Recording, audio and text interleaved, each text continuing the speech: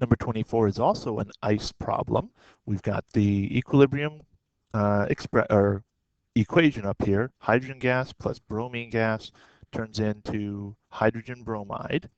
It's a 1 to 2 relationship, but to make it a little tricky, all the information was given to you in grams, and it's in a 2-liter vessel, so we have to convert it all into molarity. So that's a straightforward equation. The concentration of the chemical is the grams we've been given. Right here, that was in the problem, divided by the molar mass of hydrogen gas. So I just used the periodic table to calculate that. You notice that the units for molar mass are grams per mole. And this is the volume of our container.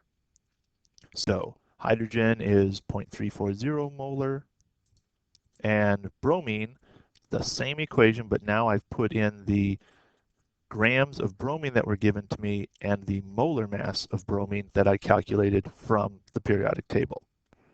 So I've got my two initial concentrations. At equilibrium, I was told the grams of hydrogen gas remaining, so I substituted that into the same equation to find the concentration at equilibrium. So I can now put in my ice table. I know at the beginning that I have these concentrations because I just calculated them.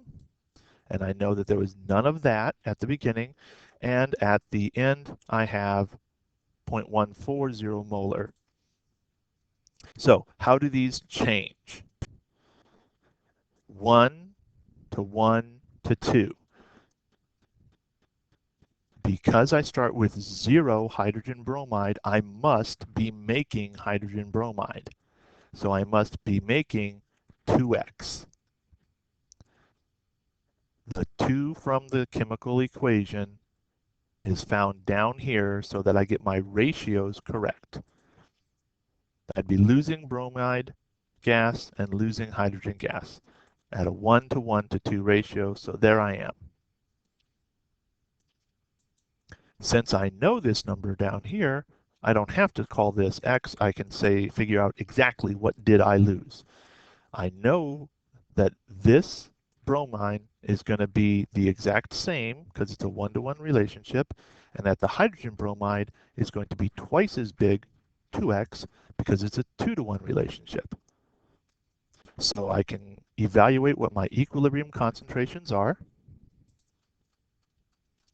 and once I know my equilibrium concentrations, I can then make my equilibrium expression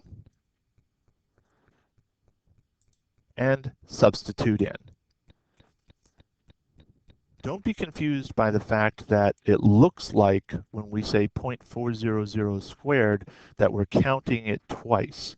We have two different things. Inside the brackets goes the concentration at equilibrium. The exponent 2 up here comes from the balanced chemical equation. So this 2 is there all the time because it's part of the expression. Our specific concentrations go inside, so when we evaluate it, we get our answer. 5.71, again, there's no units for the equilibrium constant, and I have 3 digits in my answer because these numbers up at the top in black, those were given to me in the problem, and every one of them has 3 digits.